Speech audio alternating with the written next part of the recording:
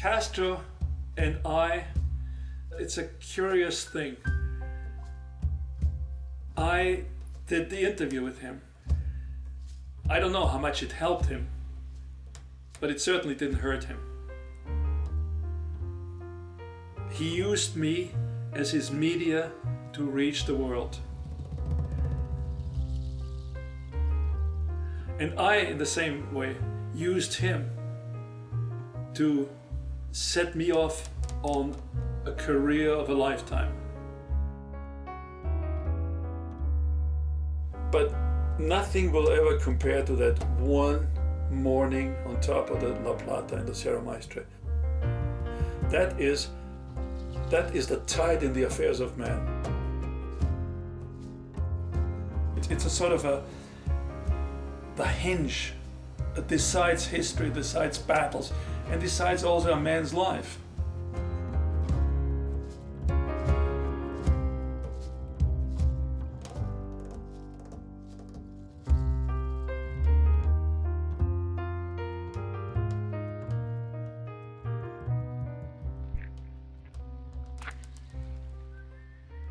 What kind of government would you establish? Would you be president?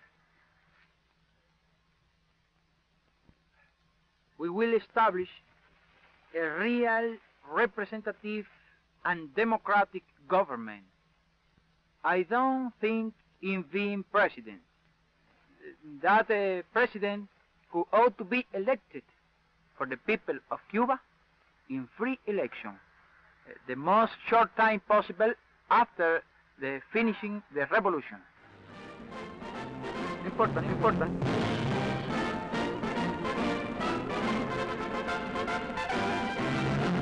From his stronghold in the wild Sierra Maestra Mountains, Cuba's Fidel Castro emerged triumphant after 2 years of guerrilla warfare against the Batista regime. In his lifetime, the bearded cigar-smoking idealist has become a legend. Many had no clear idea of his beliefs or his program, but knew only of his cause and his personal dedication. Now his words strike terrific enthusiasm. To his military victory, Fidel Castro has deftly added a broad base of popular support, built in a matter of days by this hero's procession. Another source of power for Cuba's man of the hour. Little did the Cuban people suspect that Castro would betray their cause and deliver them into the hands of the most ruthless of all tyrannies, into the iron grip of communism.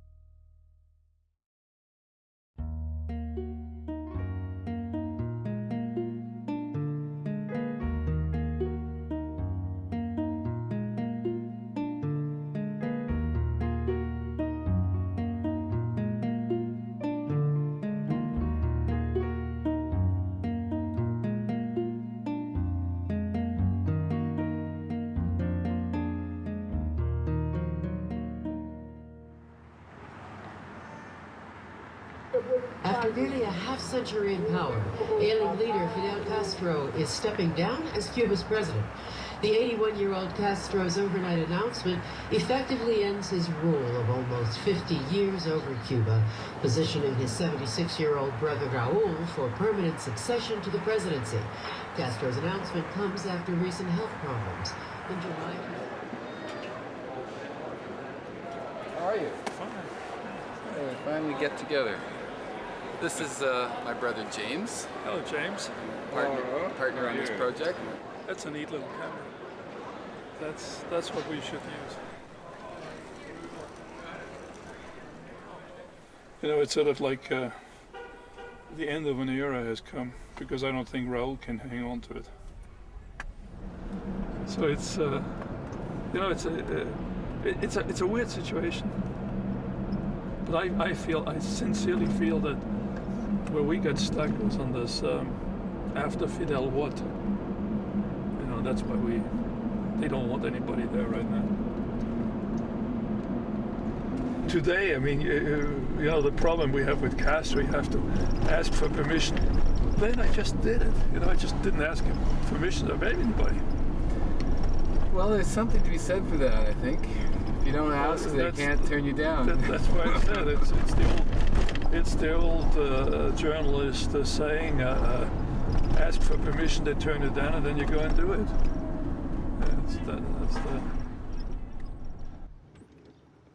You wanted to know how this all happened in the first place. We were doing a feature for the old close-up show on dialects in Ontario. And I went to CBC Ottawa and said, I need a cameraman. And they said, oh, we haven't got any staffer, we'll find you a freelancer.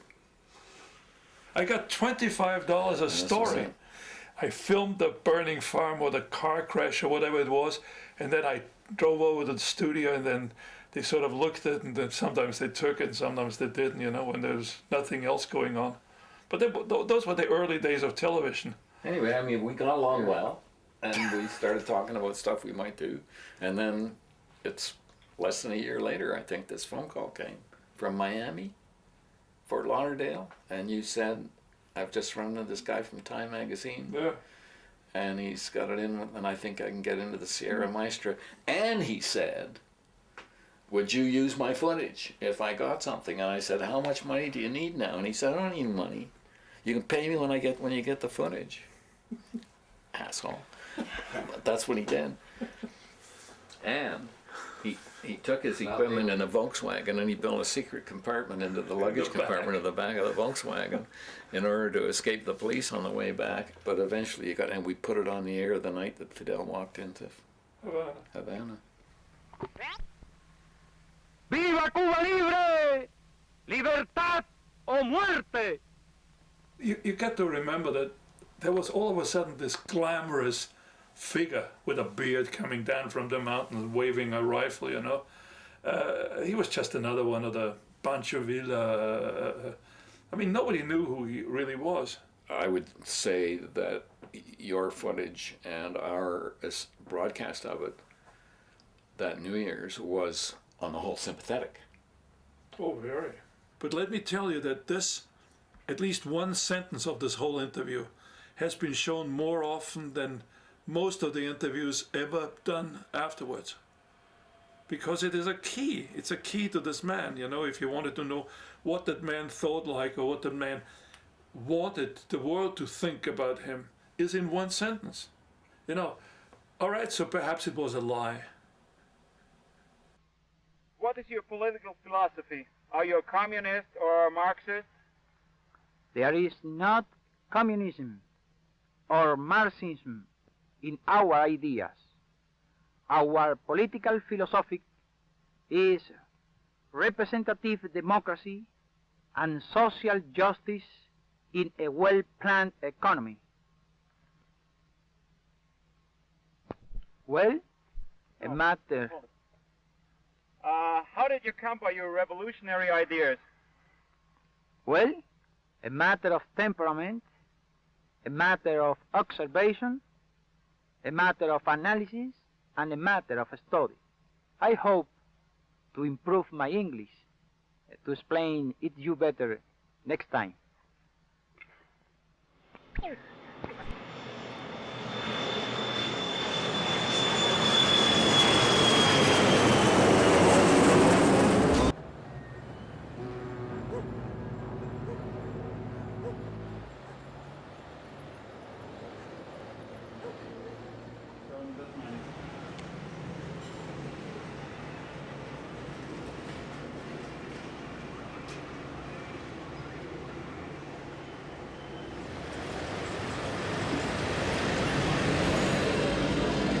It's an amazing feeling to be back 50 years later. The cars are still the same. Well, the people have changed, of course, but so have I. 50 years ago, I wandered here pretty well penniless, hoping that something would come out of it. I didn't realize what was coming out of it.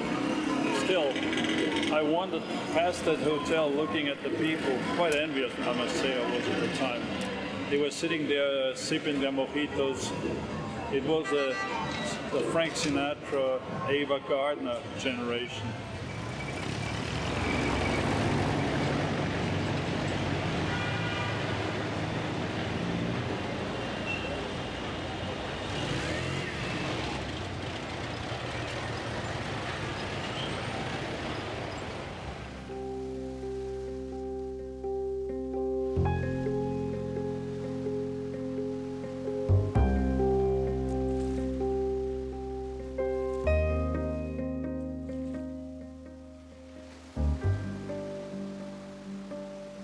I arrived in Cuba in early September of 1958. In other words, at the crucial time of Castro's revolution, but that, of course, I didn't know at the time.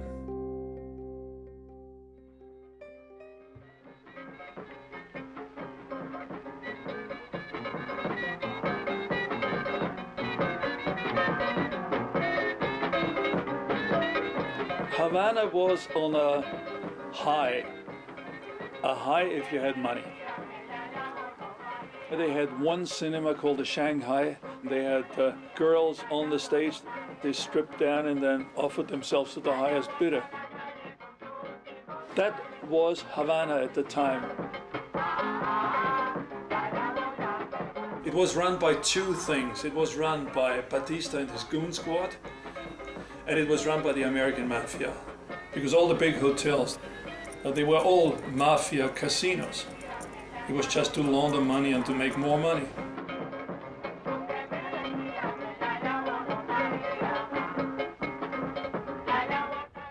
I must say that when I first went to Cuba, I was politically probably naive. I did not go there to save the world. I went there because I wanted to start a career.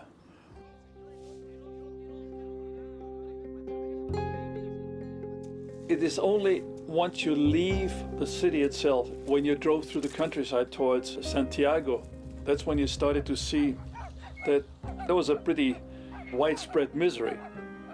And those were the people that obviously hoped that Castro would give him some, liberation.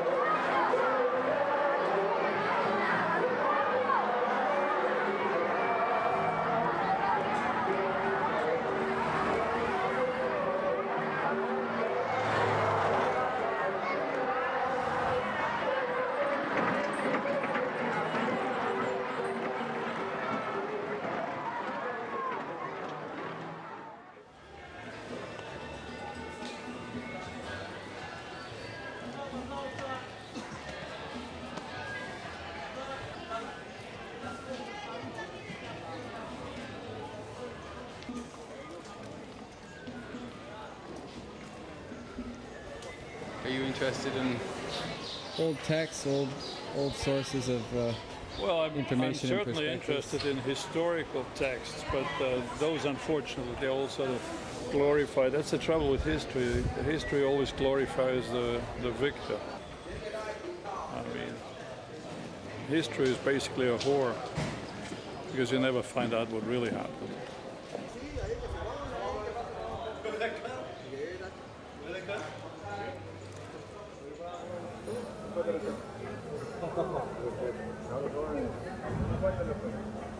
I pay a license and I can sell books to the tourists, and I have a little money, more than the other people. Right. All the people are waiting. Waiting for what happens next? Yes, of course. Could you talk a little bit about this? Oh, you know.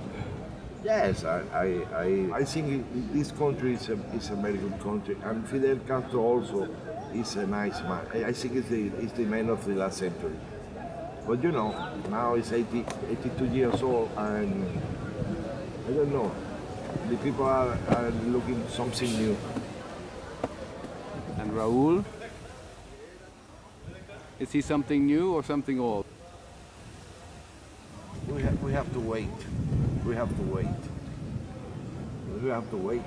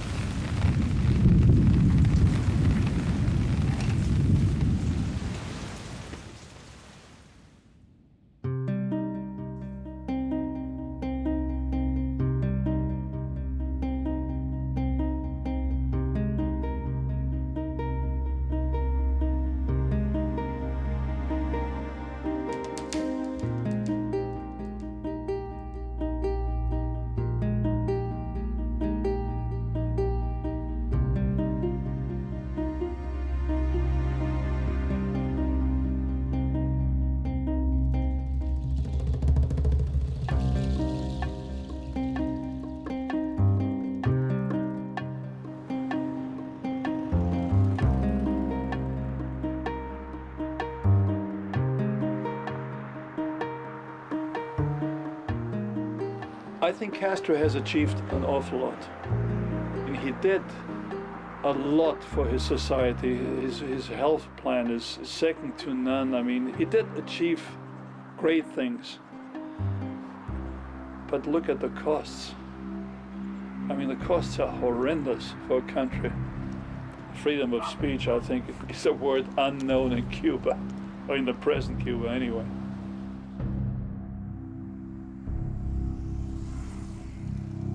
You know, I don't know what is the price to pay.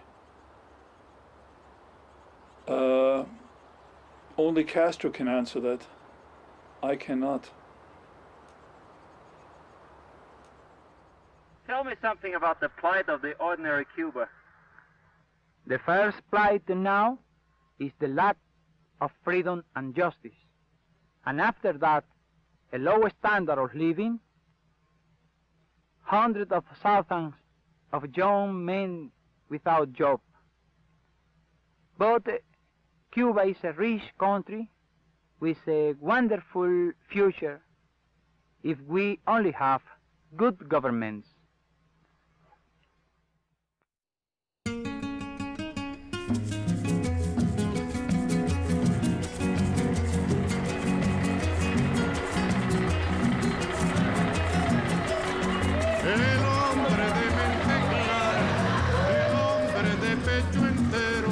Primero pierde la vida antes que perder su querer. Primero dejar de ser, primero dejar de ser, primero dejar de ser que dejar de ser revolucionario. I was so fed up with the things I used to do. And one day I simply read in a newspaper that there was a man in the mountains of Cuba. Nobody really knew what he looked like or what he was after. But trying to make a revolution, and I thought, well, it's better than chasing ambulances. Why don't I go and find this man? So I did.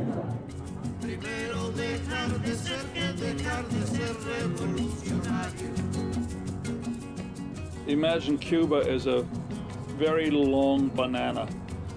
On one end you have Havana, and on the other end you have Santiago. The Sierra Maestra is in the mountain range outside Santiago. There's only one road that goes down the center of the island, called the Carretera Central, or the main highway.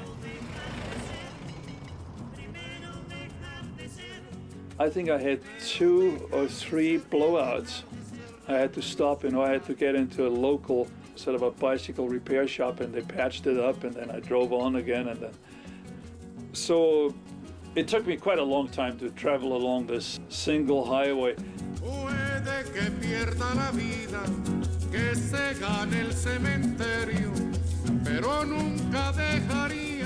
There was no military traffic, there was no indication that something was not quite as it ought to be. Until I came to just outside a town of Bayamo, which is close to the Sierra Maestra.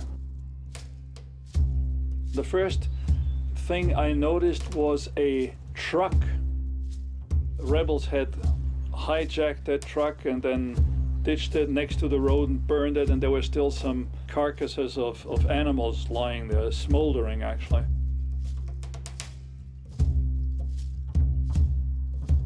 A little bit further on, I came on a bus which was burned right in the middle of the road. And that I knew I was now entering into a war zone, or at least a territory that was not quite safe.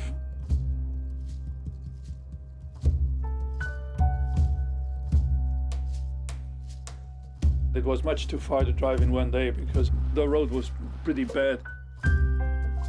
But I got into Santiago without any problem.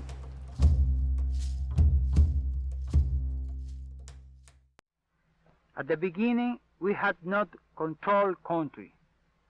We were continually persecuted, but fighting hardly against Batista's forces, after 6 months about, we got the control of the mountain and kept they out.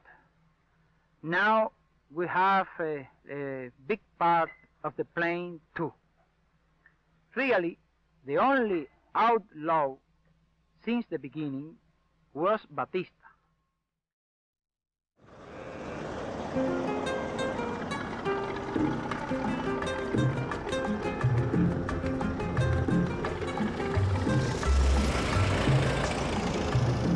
Aquí pensaban seguir ganando el 100% con casas de apartamentos y echar al pueblo a sufrir y seguir de modo cruel contra el pueblo conspirando para seguirlo explotando, y en eso llegó Fidel. Y se acabó la diversión, llegó el comandante y mandó a parar. Y se acabó la diversión, llegó el comandante y mandó a parar.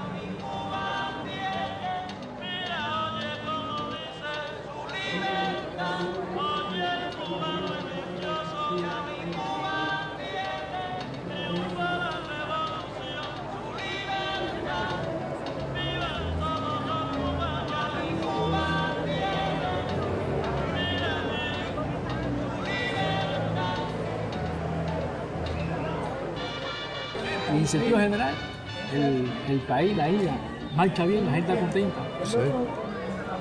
¿Qué es lo que es? Porque educación, la mejor del mundo, gratuito. Y la salud está ahí. Siempre hay sus cositas, ¿no? A veces tú quisieras que todo se resolviera en el momento, pero bueno, tú vas al médico y siempre hay una respuesta. Nos faltan algunas cosas, ¿no? Por ejemplo, la alimentación todavía en la bodega, en la carnicería, quisiéramos que un poquito más que llegara. Porque hay mucha corrupción, mucha ilegalidad, mucha inmoralidad. Tenemos entonces aquí en Cuba la cabrona corrupción, jefe, debían recursos, y no sé, esa gente llegará el momento que ya se le pondrá su fin. Yo te digo que la historia va cambiando y hay que esperar cosas buenas y cosas importantes.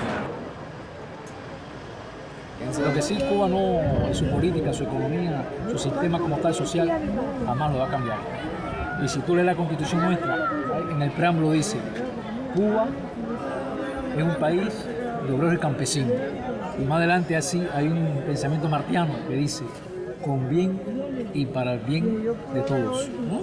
Sí. Y el Che Guevara lo dijo hace más de 50 años, al imperialismo no se le puede dar ni un tantico así, mira, ni así se le puede dar. Por eso digo que ese hombre ha sido lo más grande que ha pasado. Gracias a él.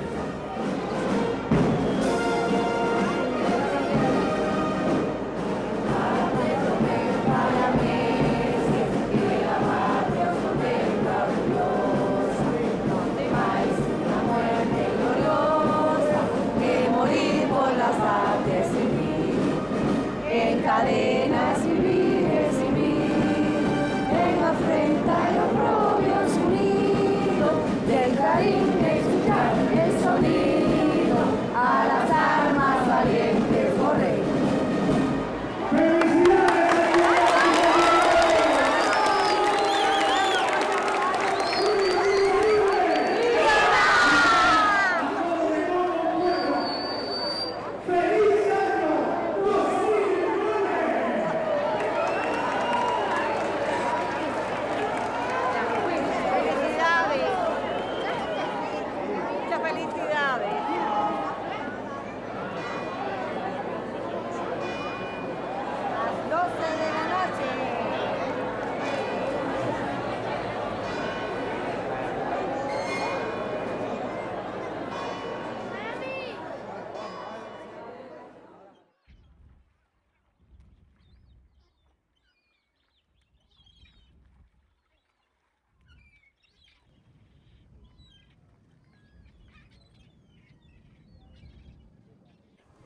First of January 2009,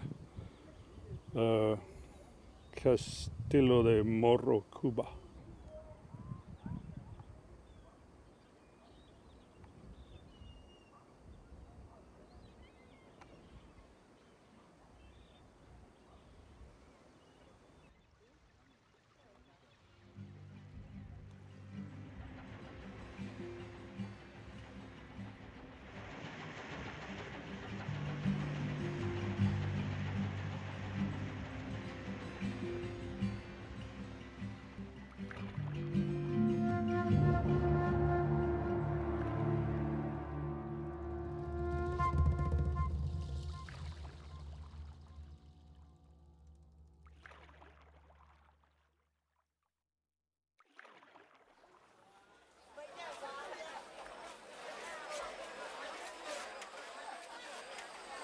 When I came out of Castro, I was the new bright kid on the block, the one who can do revolutionaries and that sort of thing. For the rest of my career, I spent 30 years doing wars. I mean, I've covered every war from 1959 to the Gulf.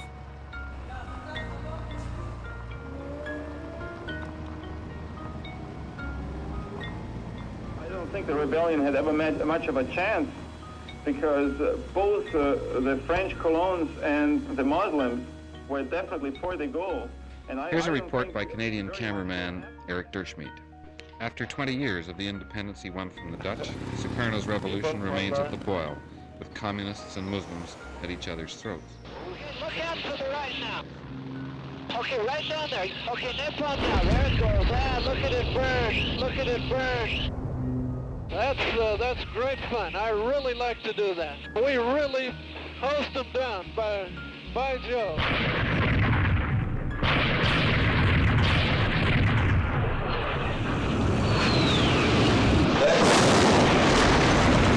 And here they go again. Here come the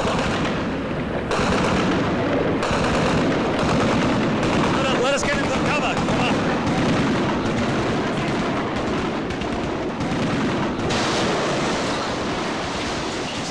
You know, somebody in our profession is like a bullfighter. There is no veteran bullfighter except the cautious one. And if you want to survive, the simple philosophy of a good war correspondent is you get in, you get it, and you get out.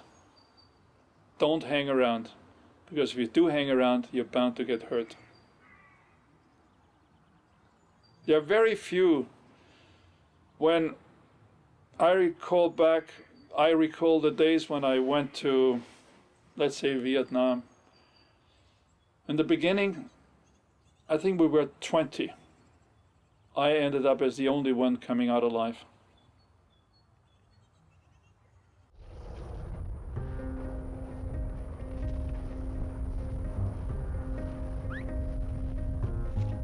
We have just come back from the front line.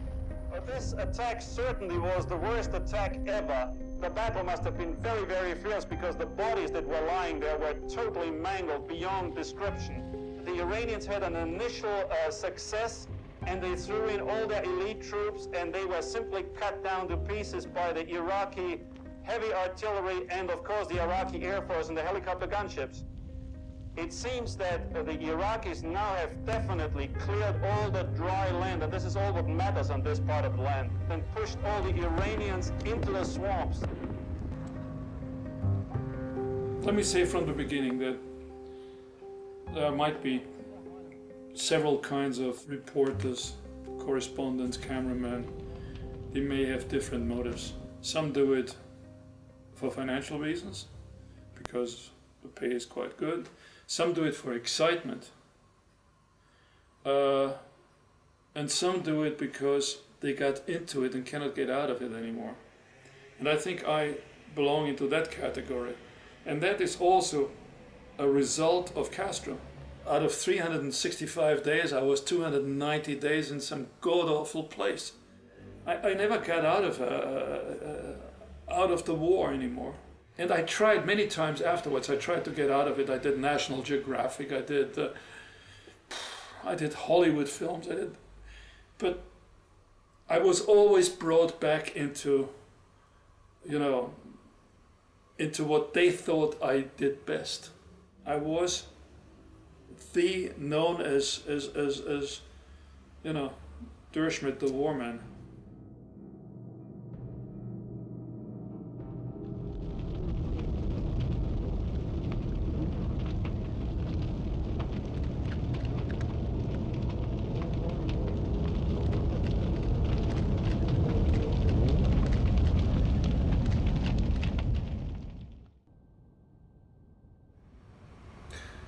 I think nobody can escape his upbringing, his environment, his basic character. And I had the bad fortune to grow up during the war in Austria.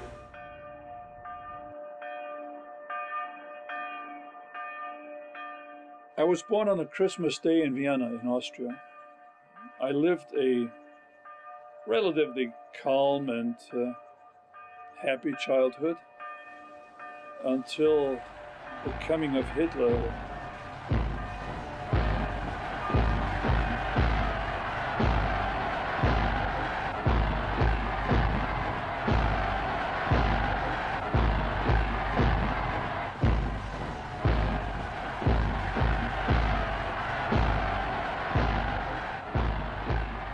My father was called up into the German army, as everybody was at the time, and he didn't survive the war. I did, although my house was bombed to bits and everybody else died.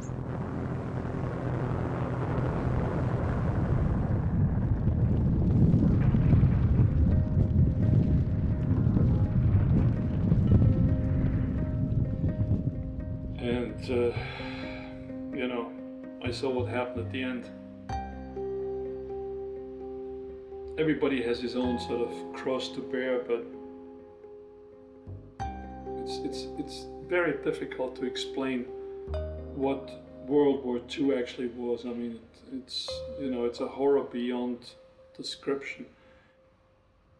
So everything else, I think, becomes sort of small. I don't know. There is no small war. You know, a small is a drama. If it is in your neighborhood, if it is your family, if it is your dog or your child or your whatever, it is horrible. And I think you will never ever forget about that. And I think that this sort of stayed with me for all my life, although I've always tried to overcome it. But that sort of suffering, that useless suffering, war, I mean, war doesn't solve anything.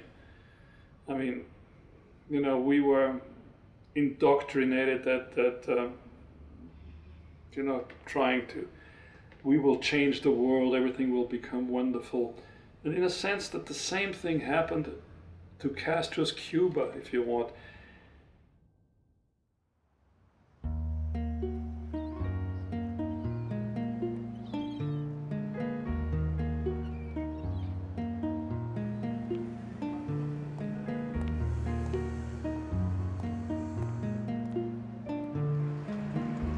Santiagueras, santiagueros, combatientes del ejército rebelde, la lucha clandestina y de cada combate en defensa de la revolución durante estos 50 años.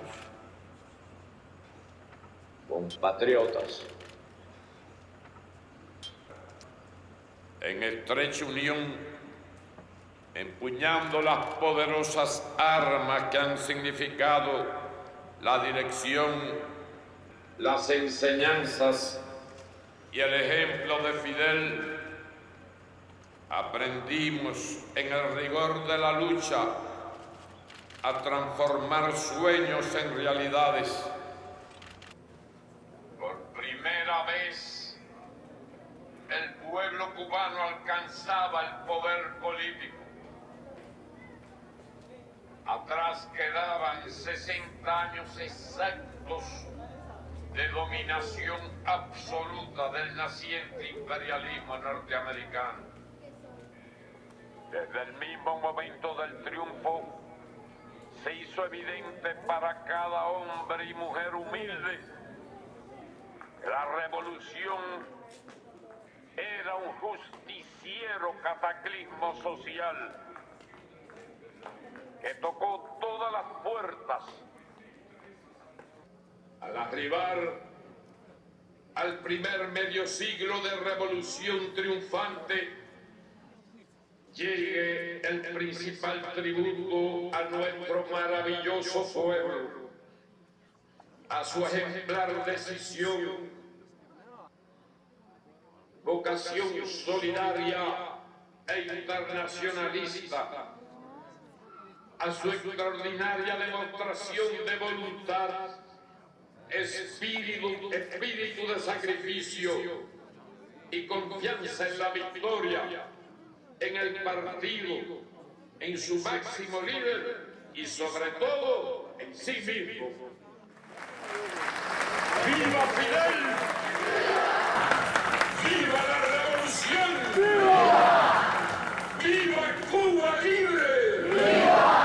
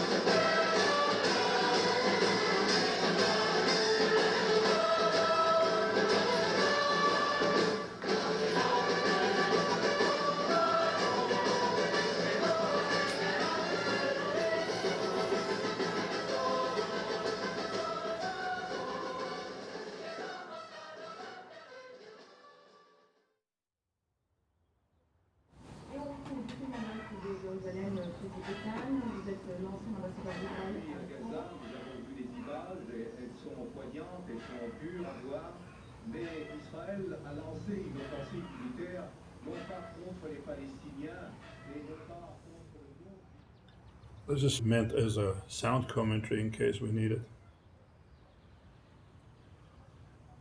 Listening to his speech, Raúl makes me feel like listening to a record on replay. The same worn-out phrases Fidel has used for 50 years to make his people forget the hardship his regime brought them.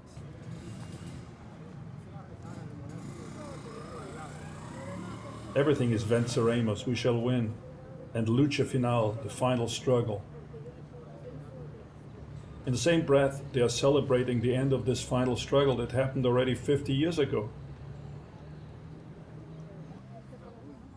Raúl promises that Cuba will never relent on socialism. After all, he can hardly admit that 50 years of communism has been a smashing failure. He puts the blame on Satan America and exhorts his people to more sacrifice and warns of an invasion. That doesn't make sense. The only invasion is that by foreign tourists and their capitalist dollars.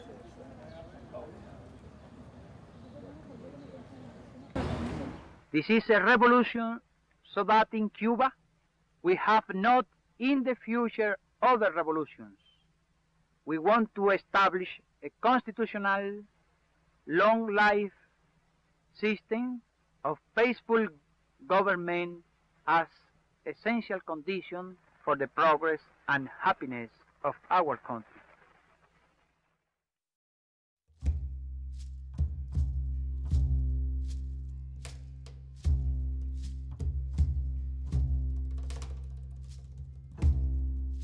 In Santiago de Cuba, I got into a little motel. I finally, after a long wait, probably was about a week, managed to make contact with the local resistance who believed in what I was doing. He didn't think I was a spy, and he said, go back to Bayamo and go to that bodega. He gave me the name of a little bar down there and just says, Pablo sent you.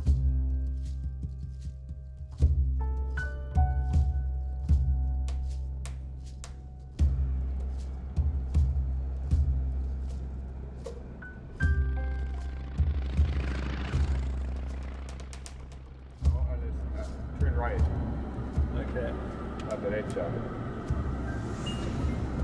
Well, Bayamo, here we come. I mean, the last time I drove out of this town, I had a quite different feeling in my gut, I must say. I wasn't sure what I was getting into. Well, the reason this time is that we are working on Plan B, which means we don't have actually permission to do what we're doing. So it is a sort of a grab and run thing. Now here we enter into the hills. So I guess we're finally on the way.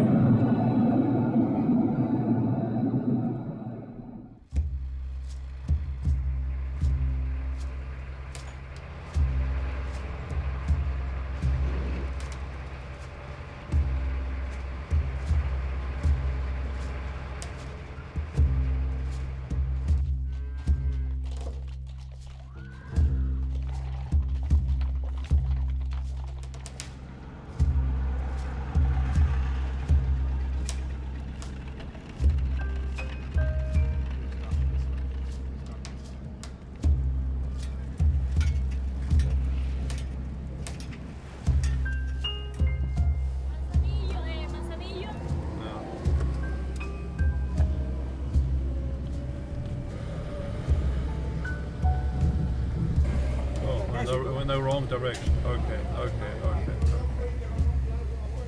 Let's get out of here. I think it widens out over there.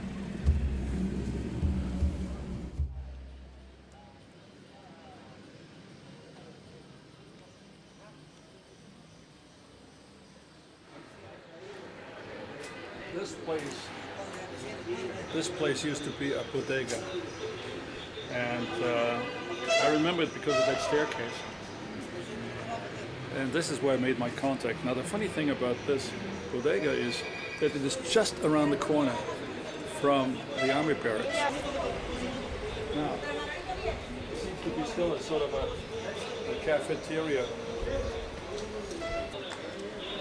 So, anyway. So you came here initially? Well, this is where they told you to come? Well, that is what my contact was. Somebody said you go to this and you ask for Pepe. And you ask for a Hatue beer. A Hatue was the local beer at that time. And that would be the code.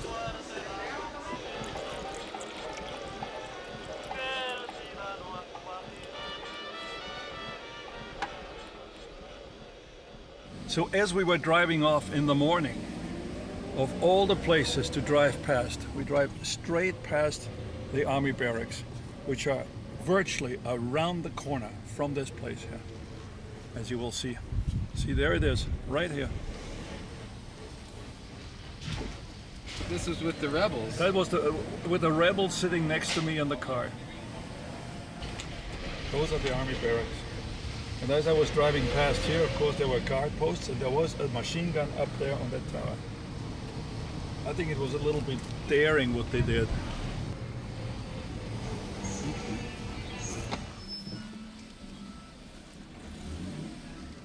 Now, if all goes well, this is the road. I'm pretty sure that this is the road we took.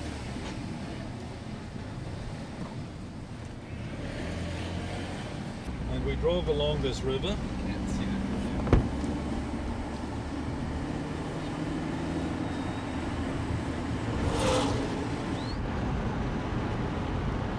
All right, so I was coming down here, and then he said, make a turn. So I turned into one of these narrow side roads, and we just drove on for a little while until we got to real heavy bushes.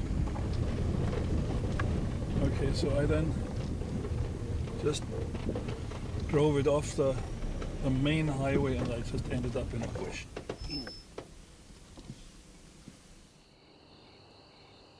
Now my car is parked in this bush. The battery is disconnected. I have a gunny bag with a couple of small cameras and a little bit of film, a bottle of water, a pair of jungle boots, and I set off. I go back to this road. There comes a tractor comes along there. There's a tractor and comes along with a flatbed behind it with all sorts of characters on it. They all sort of wear straw hats and carry machetes going sugar caning. Then I jump on it. And we come to a little river crossing. And there the tractor doesn't go any further. He says, all right, from here you're on your walk, basically, you know, the old saying. And so I say goodbye to all these guys, and then I walk across, and then I notice that all these guys follow me. They were all people that were trying to join Castro.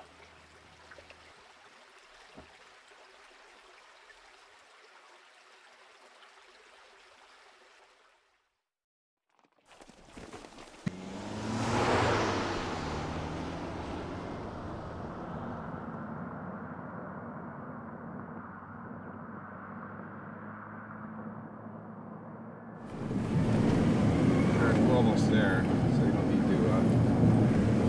You can take it easy. Fast.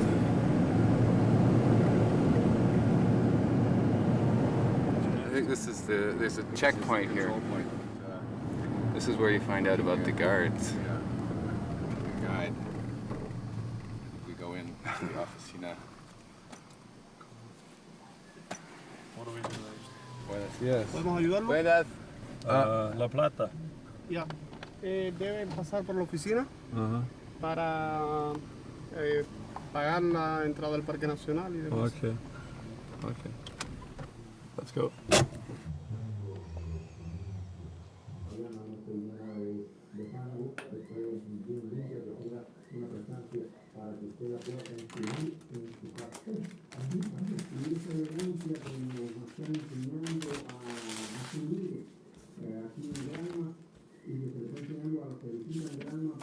Go.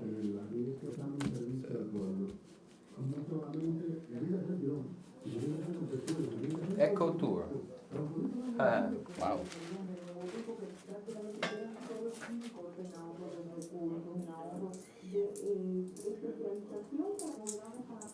Muchas gracias.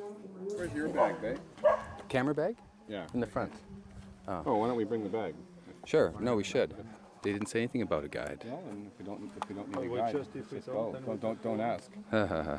Don't ask questions. No. Then you get an answer. Exactly. It's true. The only thing would be I would cool it a little bit. Opening the museum. Okay. Well, all right. Now we'll have this. Got a guide? Español, no? Oh, okay. Okay. Buenos dias. Buenos dias. Okay, fellas. Let's go.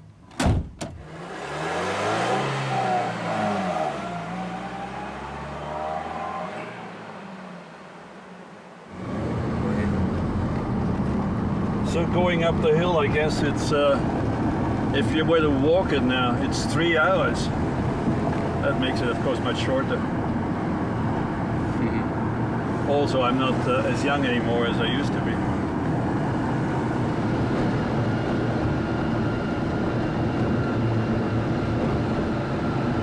So you can imagine what it was like, climbing these hills. Wow.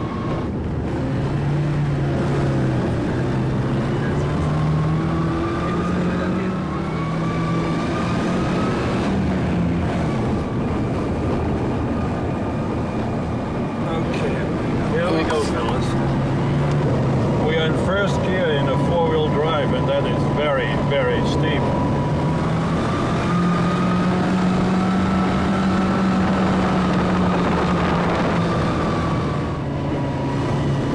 Oh, look at this. Yeah, look at this. Holy mackerel.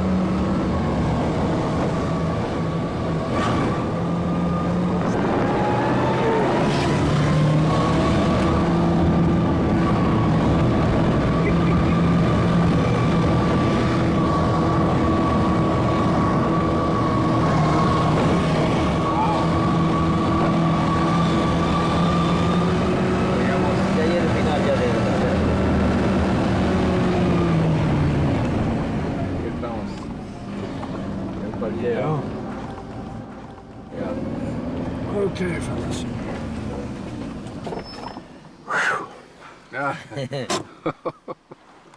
That was about as steep as I ever want to drive a car. Okay, as they call it in the movies, from here on we walk. Brakes are on, first gear is in, and we go.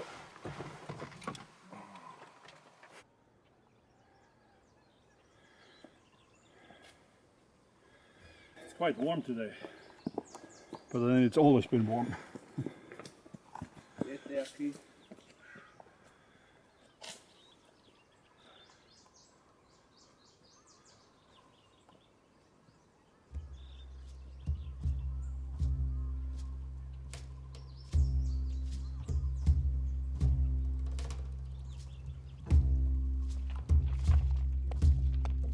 One man had met us at the river crossing.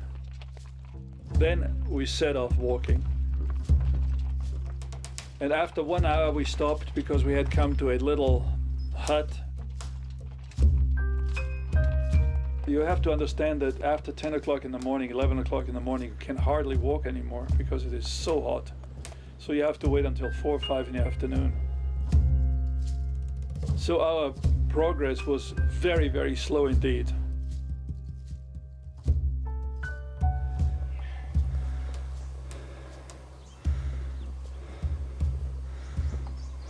One thing that certainly hasn't changed in 50 years is the heat.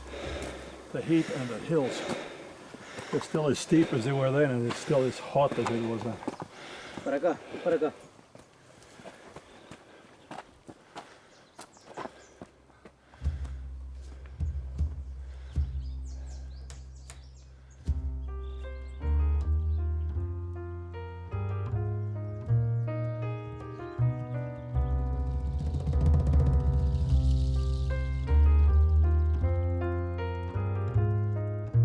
At one time, I remember, we came to a hut in the middle of nowhere, and they had, of all places, in the middle of nowhere, they had a billiard table there. And we played billiard. I don't know how they ever got a billiard table up there, but I mean, they did. So it took us endlessly to get up there. We were trying to join a revolution, and nobody knew where that revolution was. Whenever you ask who says, well, up there, you know, it was always up there. And I think we zigzagged up that hill because when I finally came down, I did it in 2 days. But when we went up, I think it took us 3 weeks.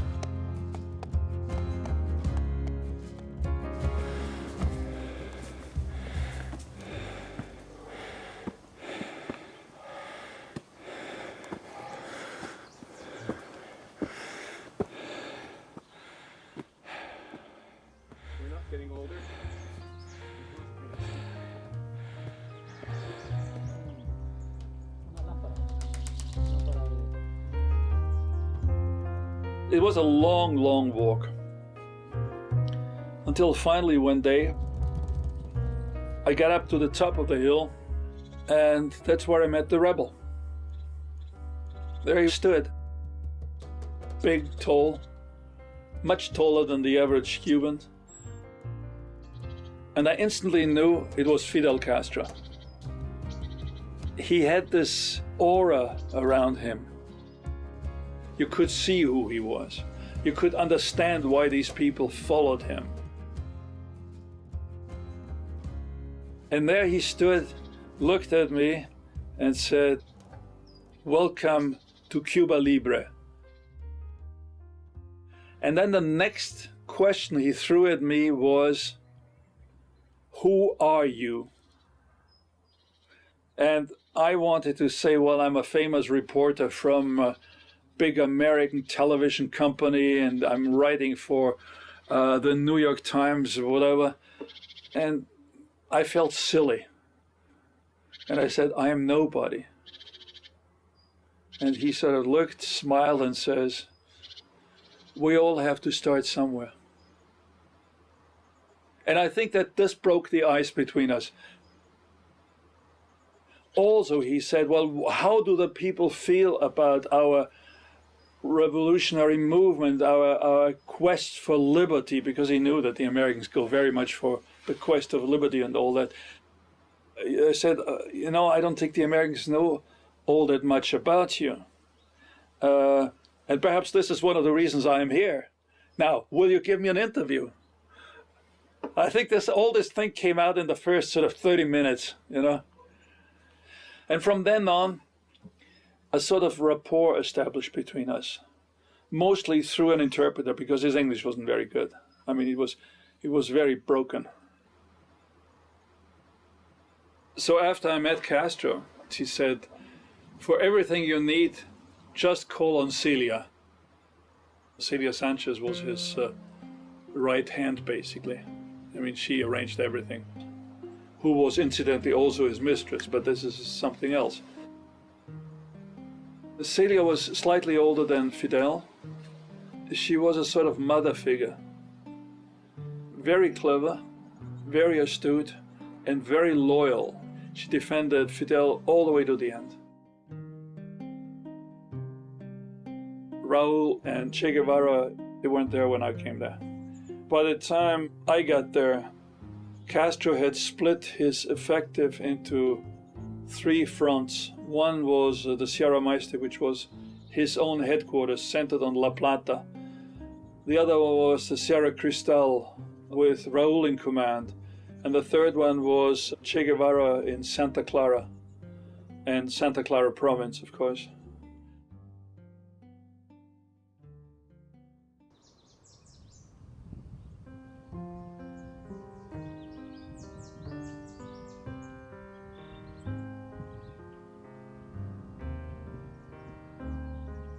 See, this is the whole thing is just on a mountainside.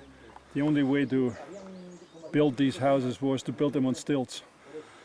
And it's amazing that they held up for so long. Of course, the roofs had been redone, but the whole layout here is such that you cannot actually see it from the air. The one thing they were most worried about was air attacks.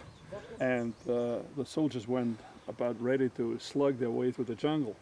And I guess this is the way that they survived.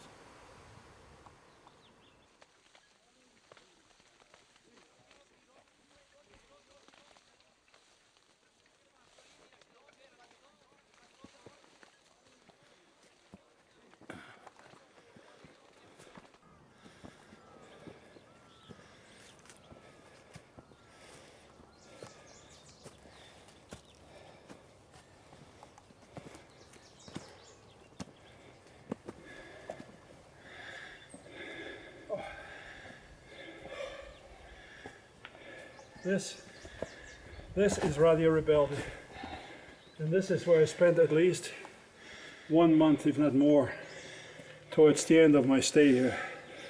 I shared it with Orlando Pirette, who was the mechanic who kept this thing going, and Fidel came up every night and did his radio broadcast. And I mean, this is one thing that Batista never understood, how vital that nightly broadcast really was. I mean, considering that at any one time Fidel probably had 200 to maximum 500 people, and Batista had regiments and regiments. It were these broadcasts here that made the difference, because here Fidel promised the Cuban people you know, to give them land, to stop the feudalism, land feudalism, lots of promises. And I guess in the beginning he believed in them, as did I must say.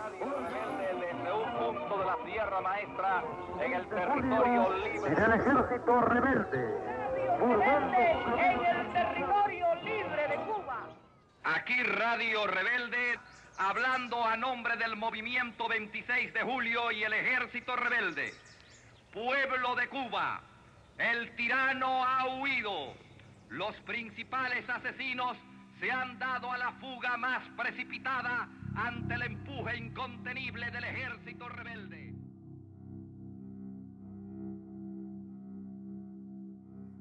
Fidel was certainly the first Latino who understood what the media really means in a revolution. I discovered books on his shelf. One of them certainly was about Goebbels and the Third Reich, the propaganda minister of the Third Reich, who was a brilliant, evil brilliant, but I mean, he was the first one to understand what the media really could do for a political movement. And I think that Fidel certainly learned a lot from that. He used the media, he used people like Herb Matthews or myself, certainly, to get the message across.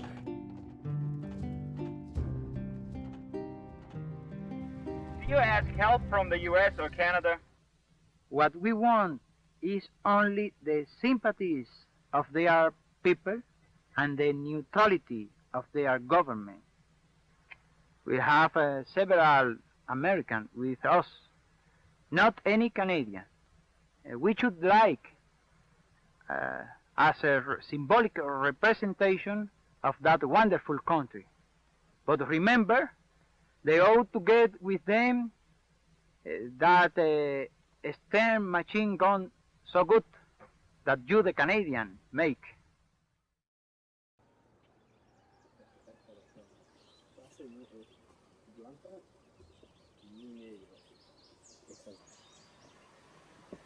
All right, that house there behind me on stilts, that's the Commandancia. This is where Fidel was.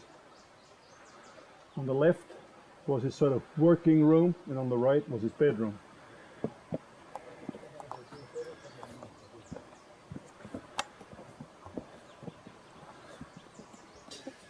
I haven't sat on that bench for 50 years. But I did sit on the bench together with Celia and Fidel. And We drank coffee, endless cups of coffee. And they kept telling me about the glorious future and all the plans that they had. And there is a photograph taken of Fidel and me standing just here. I must have been somewhere around here because I remember there was this roof was behind us.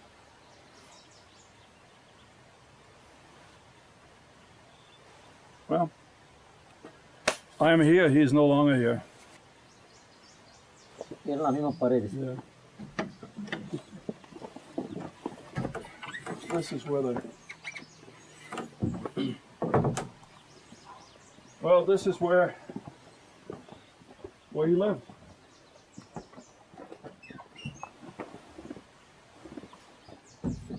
Well, there's something interesting here.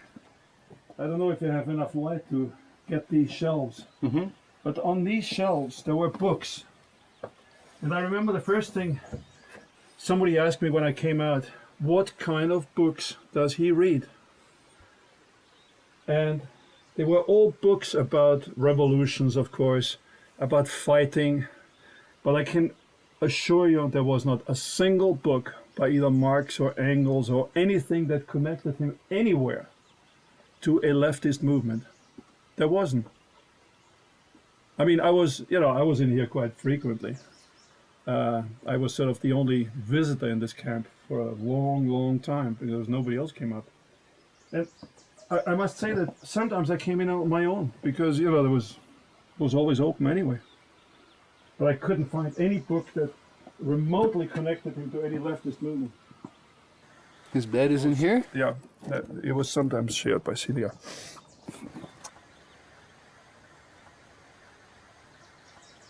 When you heard them talking in the evening,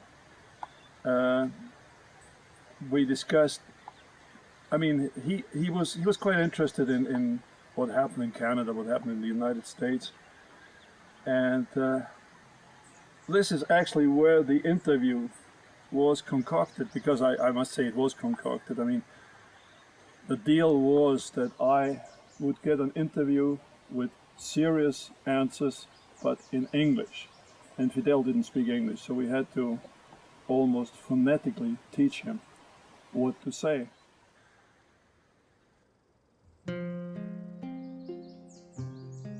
Fidel understood more than anybody else at the time the power of television.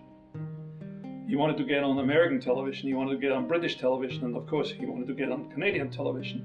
And if he wanted to get onto the air, he had to speak in English. Now, there was a high school professor up there who spoke very good English. The way it worked was that the professor translated my questions to Fidel in Spanish. Fidel gave him immediately the reply, which the professor took down by longhand. And that's why for days and days he verbally learned the answers in English that this professor wrote down on a piece of paper. And I think he must have memorized my questions. He keyed himself to my question, that I had to ask the question that was on that piece of paper, basically. How long can you hold out as you are now? What is your personal assessment of Batista? Would you call him a dictator? Why does the army support Batista? What percentage of population supports you? How does your family feel about you? You have had little success so far to overthrow Batista. On what do you base your hopes to overthrow Batista? Él dice que nosotros hemos tenido poco éxito, ¿eh? On what do you base your hopes to overthrow Batista? No. The question complete. You've had little success so far. On what do you base your hopes to overthrow Batista? You are mistaken. You are mistaken. Who had little success in defeating us was Batista. All just fight of a people for freedom always get victory. Soon or late, facts have proved our faith. Facts have proved my faith. You are mistaken. The one who had little success in defeating us was Batista. All just fight of a people for freedom always get victory, soon or late. Facts have proved my faith. Don't you like? I think Castro was, in the beginning, he was certainly a romantic. He was a romantic, a nationalist, an egocentric, certainly an egocentric. Everything was centered around Castro. Do you like? His main motive certainly was, first of all, I, Fidel Castro. That is a question of impossible answer for me, because I never would be captured alive. Like Henry Adams, we say, give me liberty or give me death. I think it was probably the first time that somebody got to see this man how he really was, or at least how he pretended he really was. He never talked about politics, he always talked about Cuba. In other words, his address was directly national and not political. Would you seize lands of absentee owners, or would you expropriate foreign holdings? Not. We don't think to seize land, any land to anybody. What we will do is to buy those lands that be out of production, to give them to poor countrymen. Of course it was politically going against Batista, but it had nothing, had no connotation about communism or leftism or Marxism or whatever. We shall expropriate. No, he never said that. He just said there will be egalitad, everybody will get the same thing. He will make sure that there will be agrarian reform. So it always was a very nationalistic line. How do you plan now to seize the power? We are not fighting for power. We are fighting for finishing tyranny. And then our movement will seize power by free election. We don't want power by force. I think he was sincere to a certain part anyway. When he said, I'm a nationalist, I want elections and all. I don't know about the elections, probably. He never thought he wanted to be. He also said he didn't want to be president. I think that was not quite true. I don't think in being president. I am not fighting for that, nor for any other charge. I cannot answer you about myself, because I don't think about that. That I was manipulated, of course I was manipulated, but then Castro is a wonderful and great manipulator, has always been one. Well, I cannot tell you exactly when. I only can tell you that he will be overthrown, and very soon. I hope to shake hands with you again in free Cuba, not too late that you become an old man.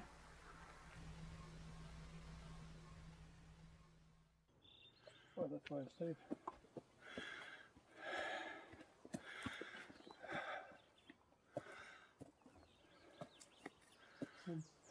Something tells me this is not it.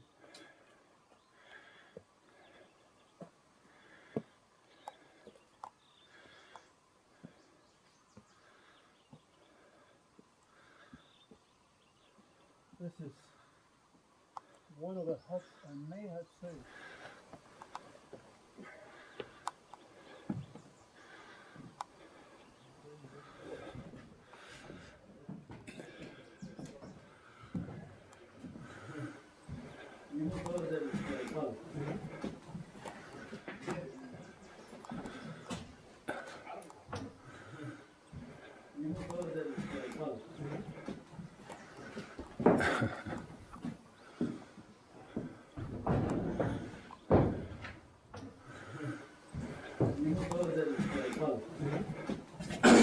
That is amazing.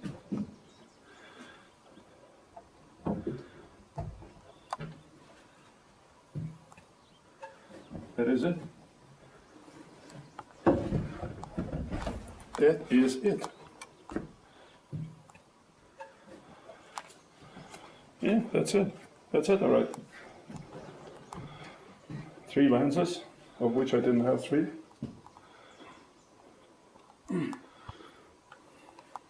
The magazine went on like that, and there was a metal spring that ran from that pinion to that pinion, and that ran the camera.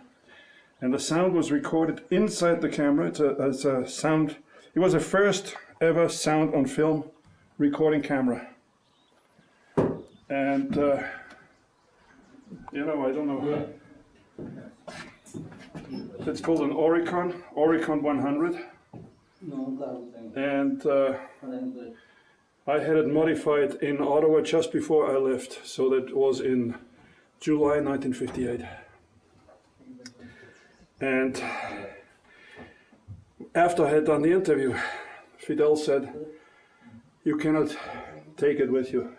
It's much too dangerous, because if they catch you with this thing in the car, they know where you've come from and they would shoot you."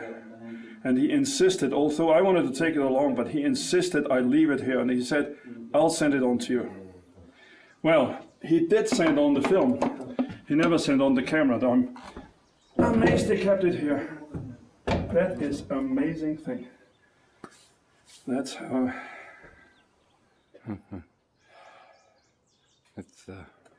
it's quite moving to find this thing, because let's face it, this is what started me on my career.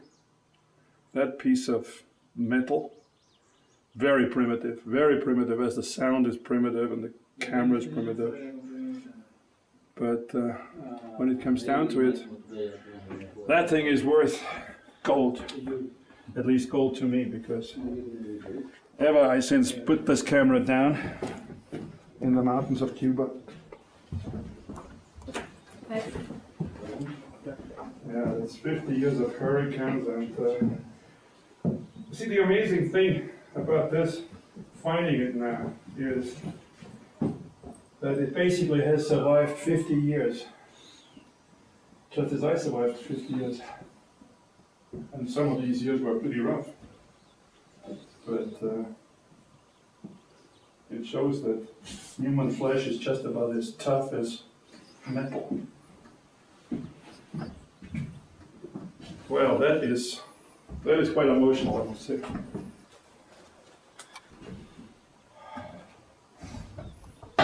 That is amazing. Just amazing.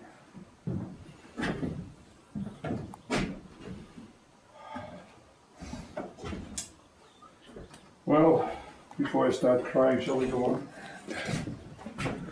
What happened to my glasses? I haven't done that. I don't want to get sentimental, but you know, I don't know how to explain the feeling in this moment. It's quite strong.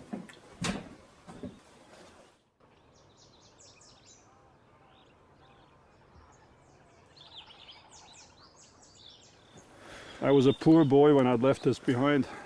Well, things changed afterwards. I went from one war to the next one. I interviewed all the great personalities in this world. I mean, in short order, I interviewed Kennedy and Khrushchev. I did Ben Gurion. I did NASA. I went to China and to Taiwan and saw Chiang Kai-shek.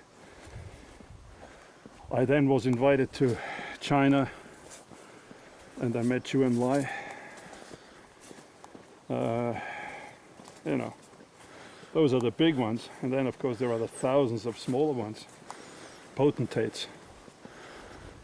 I saw the Ayatollah, I saw Saddam Hussein, Allende, Pinochet. You know, it's 50 years is a long time. As the New York Times once wrote in an article, it said, he's seen more wars than any living general. And I guess it is true. Because when you sort of race around the world, spend years and years in Vietnam, years in the Gulf, all those crazy revolutions, the war in Iraq, Iran. Oh God. The camera is here and I'm here. It started with this camera and well, I come back to it. It is a full circle. It's a full lifetime. What's 50 years in that man's life?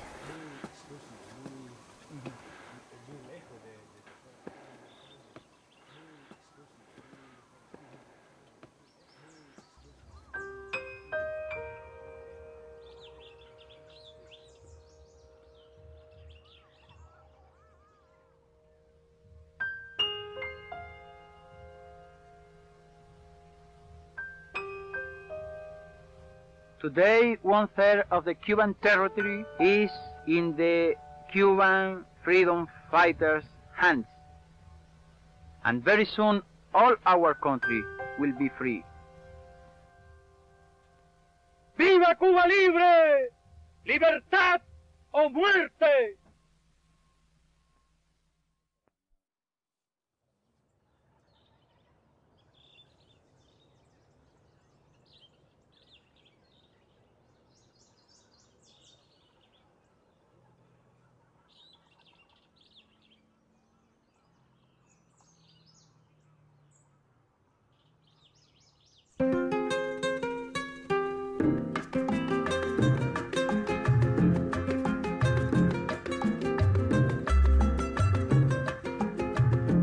Aquí pensaban seguir ganando el 100% con casas de apartamentos y echar al pueblo a sufrir y seguir de modo cruel contra el pueblo conspirando para seguirlo explotando, y en eso llegó Fidel y se acabó la diversión. Llegó el comandante y mandó a parar. Y se acabó la diversión, llegó el comandante y mandó a parar.